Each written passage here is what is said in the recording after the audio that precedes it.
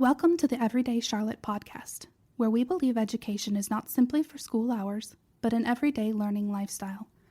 On this podcast, I read a variety of living educational materials, including books in the public domain you can use to supplement your learning.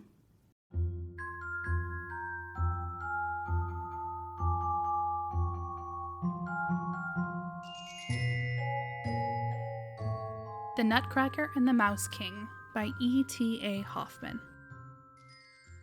Chapter 1. Christmas Eve. During the long day of the 24th of December, the children of Dr. Stahlbaum were not permitted to enter the parlor, much less the adjoining drawing room. Frederic and Maria sat nestled together in a corner of the back chamber. Dusky twilight had come on, and they felt quite gloomy and fearful. For as it was commonly the case on this day, no light was brought into them. Fred, in great secrecy and in a whisper, informed his little sister, she was only just 7 years old, that ever since morning he had heard a rustling and a rattling and now and then a gentle knocking in the forbidden chambers. Not long ago, also, he had seen a little dark man with a large chest under his arm gliding softly through the entry, but he knew very well that it was nobody but godfather Drosselmeier. Upon this, Maria clapped her little hands together for joy, and exclaimed, "Ah, what beautiful things has godfather Drosselmeier made for us this time!" Councillor Drosselmeier was not a very handsome man. He was small and thin, had many wrinkles in his face. Over his right eye he had a large black patch, and he was without hair, for which reason he wore a very nice white wig. This was made of glass, however, and was a very ingenious piece of work. The godfather himself was very ingenious also. He understood all about clocks and watches and could even make them. Accordingly, when any one of the beautiful clocks in Dr. Stahlbaum's house was sick and could not sing, godfather Drosselmeier would have to attend it. He would then take off his glass wig, pull off his brown coat, and put on a blue apron and pierce the clock with sharp-pointed instruments, which usually caused little Maria a great deal of anxiety. But it did the clock no harm.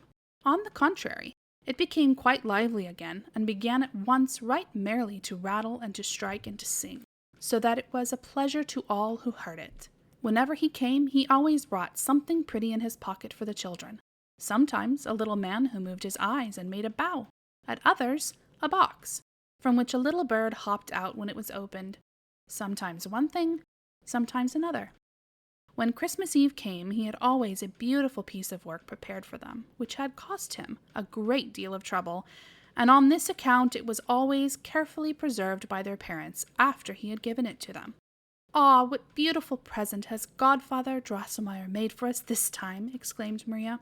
It was Fred's opinion that this time it could be nothing else than a castle in which all kinds of fine soldiers marched up and down and went through their exercises. Then other soldiers would come and try to break into the castle. But the soldiers within would fire off their cannon very bravely, until all roared and cracked again. "No, no," cried Maria, interrupting him.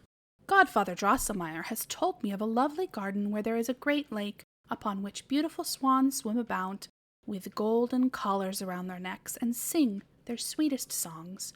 Then there comes a little girl out of the garden down along the lake, and coaxes the swans to the shore, and feeds them with sweet cake." "Swans never eat cake," interrupted Fred, somewhat roughly. "And even godfather Drosselmeier himself can't make a whole garden. After all, we have little good of his playthings. They are all taken away right from us again. I like what Papa and Mamma give us much better, for we can keep their presents for ourselves and do as we please with them." The children now began once more to guess what it could be this time. Maria thought that Miss Trutchen, her great doll, was growing very old, for she fell almost every moment upon the floor, and more awkwardly than ever, which could not happen without leaving sad marks upon her face. And as to neatness in dress, this was now altogether out of the question with her. Scolding did not help the matter in the least. Frederic declared, on the other hand, that a bay horse was wanting in his stable, and his troops were very deficient in cavalry, as his papa very well knew. By this time it had become quite dark. Frederic and Maria sat close together, and did not venture again to speak a word. It seemed now as if soft wings rustled around them, and very distant but sweet music was heard at intervals. At this moment a shrill sound broke upon their ears.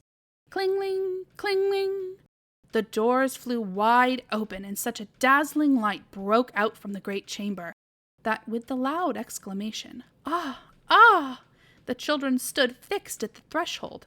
But Papa and Mamma stepped to the door, took them by the hand, and said, "Come, come, dear children, and see what Christmas has brought you this year." You've been listening to Everyday Charlotte. We're reading The Nutcracker and the Mouse King. Tune in next week for the next chapter.